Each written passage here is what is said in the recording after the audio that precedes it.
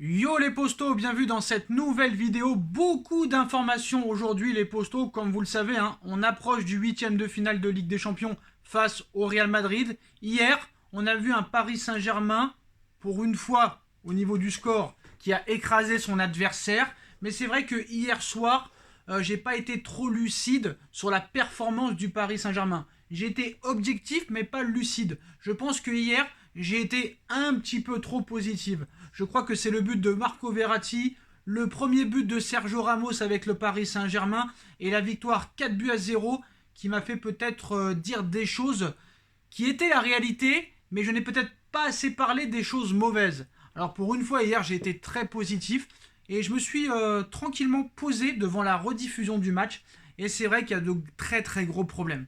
Notamment le problème de l'attaque. Parce qu'on parle beaucoup du milieu de terrain. On sait que le milieu de terrain est la faiblesse du Paris Saint-Germain, qu'il n'y a que Marco Verratti qui a réellement le niveau.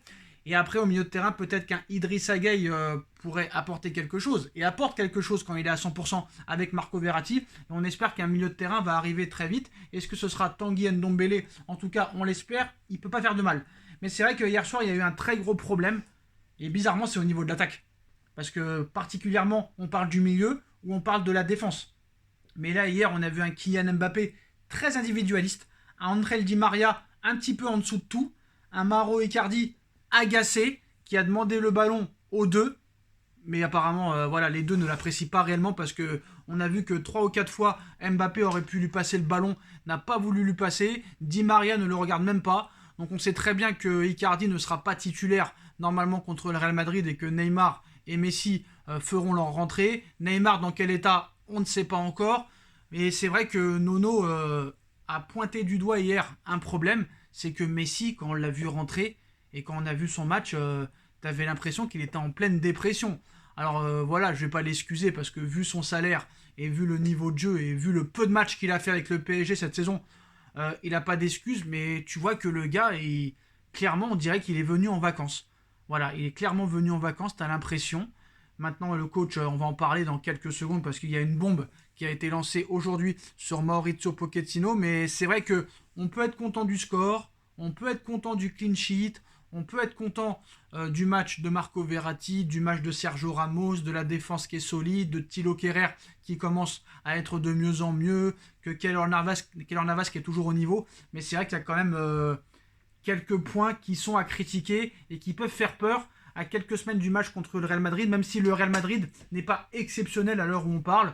On l'a vu les 3 derniers matchs, on l'a vu même lors des 4 derniers matchs. Le Real a pris quand même beaucoup de buts lors de ces 4 derniers matchs. Donc le Real Madrid non plus n'est pas impressionnant, mais c'est vrai que contrairement au Paris Saint-Germain, le Real Madrid a un style de jeu, c'est la contre-attaque. Paris n'a pas de réel style de jeu, et c'est ça qui peut peut-être nous faire du bien, vu qu'en face, ils ne peuvent pas vraiment nous étudier. Vu que Paris n'aligne jamais 2 fois la même composition d'équipe. Paris a souvent des blessés, souvent des suspendus, ça revient. On met jamais la même équipe. Donc on ne peut pas réellement étudier le Paris Saint-Germain et ça peut être vraiment le maillon fort pour nous et un maillon faible pour l'équipe adverse. Alors on enchaîne avec les grosses informations de la journée, les postos, et on commence avec Maurizio Pochettino. Des annonces lui auraient été faites. Le PSG lui a annoncé son départ à l'été de 2023. Maurizio Pochettino a beau avoir un contrat jusqu'en 2023 avec Paris, il sait que son avenir dans la capitale n'ira pas au-delà de l'actuelle saison. Les supporters du PSG ont pris l'habitude de voir défiler les coachs depuis que le Qatar est arrivé. En un an seulement après le remplacement de Thomas Tuchel par Pochettino, ce dernier semble déjà sur un siège éjectable. À force de ne pas trouver les bons réglages avec son trio de stars composé de Mbappé, Neymar et Léo Messi, en plus du milieu de terrain, en plus du niveau de jeu qui est assez pitoyable, même si ça commence un petit peu à être mieux, mais c'est pas non plus voyant. Le technicien argentin s'est mis pas mal de monde à dos, et même du côté de Doha, on juge que la coupe est pleine. Les rumeurs de l'été dernier sur un possible désir de Pochettino de repartir à Tottenham et les rumeurs d'il y a quelques semaines pour un départ à Manchester United sans que ce dernier ne les démente avaient déjà fait monter la pression en interne.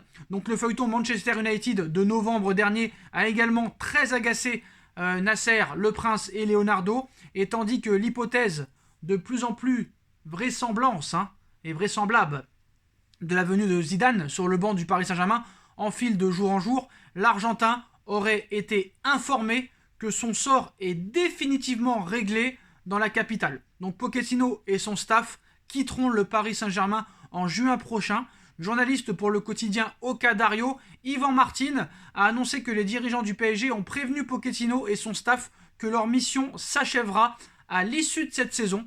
Ce média nous cite: Maurizio Pochettino sait déjà qu'il ne continuera pas au PSG la saison prochaine, bien que cela n'ait pas encore été officiellement annoncé. Les dirigeants du club français ont prévenu le coach argentin et son staff technique qu'ils ne seront plus aux commandes de l'équipe parisienne la saison prochaine. En d'autres termes, à la fin de cette saison, quoi qu'il arrive, l'Argentin sera licencié malgré un contrat jusqu'au 30 juin 2023. Donc le grand gagnant, encore une fois, sera Monsieur Pochettino. Non seulement il sera viré et Manchester United n'aura pas à mettre le moindre sou pour le récupérer. Donc c'est encore Paris qui va jouer les pigeons.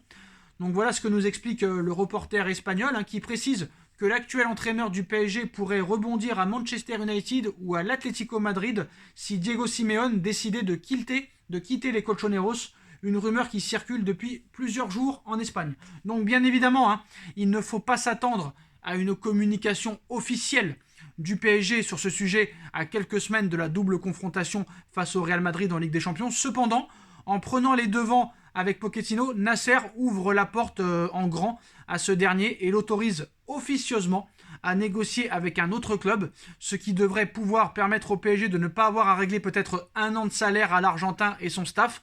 Donc je pense que le PSG va tout faire pour que Pochettino non seulement parte, mais que ce soit Manchester qui le déloge, pour essayer de ne pas lui donner les indemnités de transfert. Donc Paris, ça va être un petit peu un jeu de chaises musicales. Paris va tout faire pour que Manchester prenne Pochettino. Voilà. Et après, si bien sûr Pochettino va jouer la montre, ça c'est sûr et certain, ça sera celui qui craquera le premier. Donc voilà. Donc si Manchester le veut, il faudra débourser 10 millions d'euros. Si Paris veut le virer, il faudra débourser pour Pochettino 10 millions d'euros. Donc quoi qu'il en soit, ça coûtera 10 millions d'euros soit à Paris, soit à Manchester United. Donc c'est sûr que si Paris peut éviter de payer son indemnité de départ, c'est toujours ça de prix, au moment où Paris devra assumer le salaire énormissime peut-être d'un nouvel entraîneur comme Zinedine Zidane. C'est quand même pas à négliger. Donc maintenant les postos, on passe à la deuxième grosse information de la journée. Donnarumma au cœur d'un échange invraisemblable. Donc la presse espagnole qui nous dit aujourd'hui que l'agent de Gianluigi Donnarumma, Mino Raiola, qui à l'heure actuelle est en soins intensifs à l'hôpital, souhaiterait faire partir son joyau dans un échange pour le moins incroyable. Donc Donnarumma, libre de tout contrat l'été dernier, il n'en fallait pas plus pour que les cadors européens se jettent dessus. Paris a gagné cette bataille en attirant le meilleur gardien du monde en 2021. Dès ce fait, le club de la capitale dispose de 2 portiers de très haut niveau, avec l'Italien et Keylor Navas qui a fait encore un grand match hier. Les deux ne doivent pas être mis de côté. Forcément, les deux manqueront des matchs. Pas très satisfait de la situation du vainqueur du dernier Euro, Mino Raiola souhaiterait échanger son client avec un autre gardien de classe mondiale. En effet, selon les informations d'El Nacional, l'influent agent souhaiterait voir son poulain rejoindre le FC Barcelone en échange de Marc-André Ter Stegen. Donc Ter Stegen viendrait au Paris Saint-Germain. Une rumeur à prendre toutefois avec des pincettes. Je pense que c'est vraiment n'importe quoi cette information, puisque l'Italien est actuellement en soins intensifs après des problèmes pulmonaires.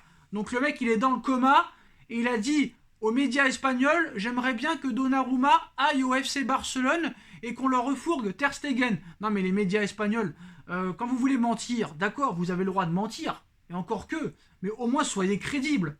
Est-ce que vous êtes au courant que Mino Raiola est en soins intensifs? Il a les appareils de partout et on espère qu'il va se rétablir très vite. Mais à un moment donné, c'est n'importe quoi. De plus, le PSG a misé sur l'avenir avec le joueur de 22 ans, donc difficile donc d'imaginer un tel scénario se produire. Donc voilà, c'est vraiment n'importe quoi. Après, une information peut-être à prendre plus au sérieux, les postos. Casemiro au Paris Saint-Germain, on en parle depuis plusieurs mois. Le Real Madrid ouvre la porte. Malgré leur rivalité sportive et leur futur affrontement en Ligue des Champions, Paris et le Real aiment faire des affaires l'un avec l'autre. C'est d'ailleurs à Madrid que le club parisien pourrait aller chercher le milieu idéal qu'il recherche tant, Casemiro. Le PSG a un besoin vital de renforcer son entrejeu, souvent considéré comme très faible depuis quelques saisons. Le club parisien explore toutes les possibilités. Les pistes anglaises avec Tanguy Ndombele pour cet hiver, ou Paul Pogba cet été, ou avec Paqueta pourraient se faire. Les Parisiens seraient très intéressés par un cadre du Real Madrid, Casemiro. Le Brésilien de 29 ans est arrivé en 2013 dans la capitale espagnole, faisant partie de l'équipe madrilène qui a cumulé les victoires en Champions League. Et il est le taulier de l'entrejeu madrilène, bien entouré par les expérimentés Toni Kroos et Luka Modric. On pourrait penser que Florentino Pérez mette son veto à un départ vers un rival comme le PSG, mais pas du tout. On connaît un petit peu la stratégie de Florentino Pérez, voilà. Surtout quand un joueur arrive à la trentaine, le Real Madrid et Florentino Pérez sont prêts à laisser Casemiro au Paris Saint-Germain pour rajeunir leur milieu de terrain. Et voilà, bien au contraire, Pérez ne s'opposerait pas à une opération de ce type, même avec le Paris Saint-Germain. Donc comme le révèlent les journaux espagnols aujourd'hui, si le footballeur voulait partir, les deux clubs devraient s'entendre pour trouver un transfert satisfaisant pour tous. Écrivent les journalistes du quotidien AS aujourd'hui.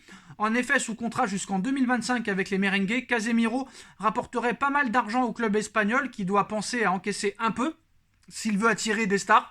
Le joueur retrouverait à Paris ses anciens coéquipiers du Real Madrid que sont Ramos, Navas, Hakimi, etc. ainsi que son ami de la Seleção Marquinhos et Neymar Junior. Donc surtout, laisser partir Casemiro s'expliquerait par la possibilité offerte au Real de rajeunir ses troupes et donc son milieu. Les Madrilènes ciblent déjà plusieurs jeunes talents pour leur entrejeu, notamment le monégasque Aurélien Tchouaméni. Donc le jeune international français de 21 ans plaît par la qualité de son abattage. Toutefois, si le français est la cible numéro 1, d'autres joueurs sont scrutés en Europe par Florentino Pérez. Il s'agit aussi du néerlandais Ryan Gravenberch de l'Ajax et du jeune anglais Jude Bellingham qui fait sensation au Borussia Dortmund. Donc autrement dit, dans ce jeu de chaises musicales, le Real sait ce qu'il fait et il compte bien faire une opération dans l'histoire. Alors, ce qui est incroyable aussi, c'est qu'il faut savoir que Casemiro, ça fait déjà presque 9 ans qu'il est au Real Madrid. Il aimerait découvrir autre chose. Pérez l'a dit en interview il y a quelques mois, tous les joueurs qui souhaitent partir peuvent quitter le Real Madrid. Et je pense qu'il faudra mettre au moins 60 millions, voire 70 millions d'euros pour s'attacher les services de Casemiro. Est-ce qu'il les vaut à 30 ans ? Casemiro est un milieu de terrain extraordinaire, ça on va pas se mentir, mais est-ce qu'il faudrait mettre 70 millions d'euros sur un joueur de 30 ans ? On a bien mis 72 millions sur Mauro Icardi, on a bien mis 40 millions sur Julian Draxler, pourquoi pas mettre 70 millions sur Casemiro ? Après c'est sûr que Casemiro arrive sur ses 30 ans, mais voilà, le Real Madrid certes ouvre la porte, mais il leur faudra un bon remplaçant et aussi que Paris accepte de payer la somme que veut le Real et Florentino Pérez. Voilà les postos, dites-moi en commentaire ce que vous en pensez. On like, on partage, on commente, on s'abonne. Et on se retrouve très vite pour une nouvelle vidéo les postos. Tchuss.